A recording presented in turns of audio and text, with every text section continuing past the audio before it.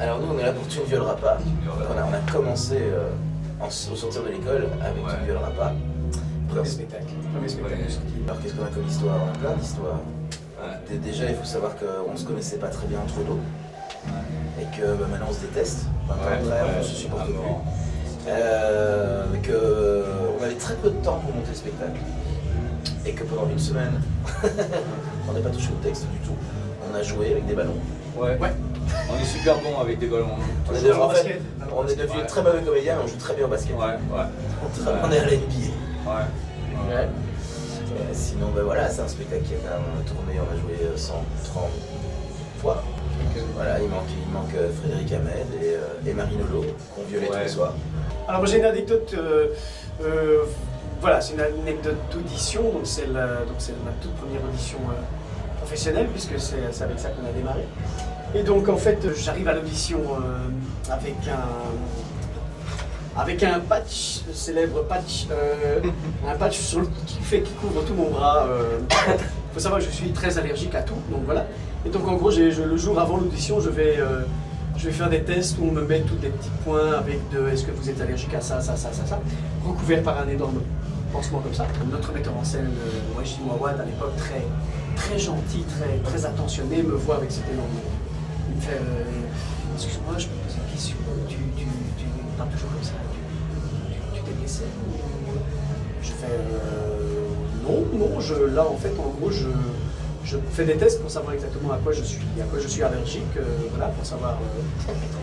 Et là il me fait ok, et tu as une réponse à peu près, tu sais à quoi tu es allergique. Je dis je pense, oui, je pense qu'en gros je suis allergique au patch. Donc carrément au tout truc. Moi je dis parti dans un fou rire, c'était fini. Et j'ai su après que c'est à partir de ce moment-là que c'est dit, bon ce type-là, il n'est pas normal. C'est pas possible, je veux l'avoir dans le spectacle, il est trop naze. Donc voilà, à quoi ça tient parfois une audition. Alors moi j'ai une anecdote honteuse la dernière. Il faut savoir qu'on terminait, donc c'était une bande de jeunes, ça tournait mal, il y avait une fille qui était 4 garçons, ça terminait en viol collectif. On jouait à la fois les avocats, à la fois les jeunes. Et donc déjà quand on avait travaillé la scène du viol collectif, je me souviens de Wajdi, vous avez dit, quand elle est arrivée à ce moment-là la première fois, on s'est retourné vers lui et il nous a fait « Et là vous la violez ». Donc il était un peu paumé lui, ça fait ça très bien. Bon après c'est devenu toute une chorégraphie, etc.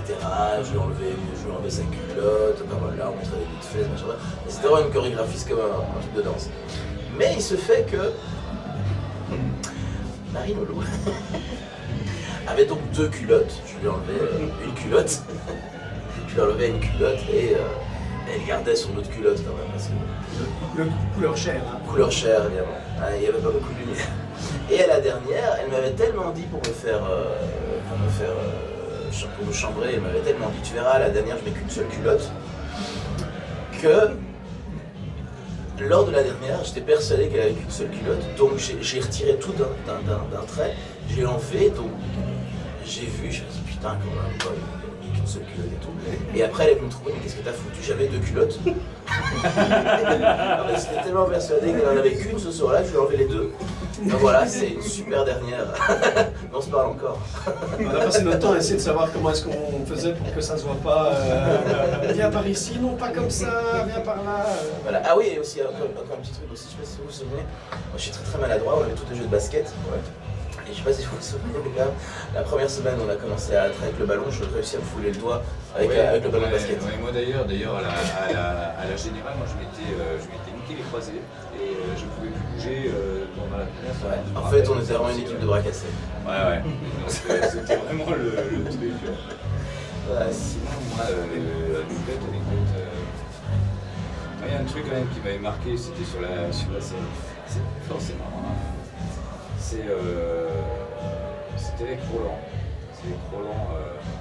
C'était une représentation, donc c'était un spectacle qui était assez mouvementé, on va dire, au niveau des publics ados. Et un jour, c'était particulièrement mouvementé, on va dire.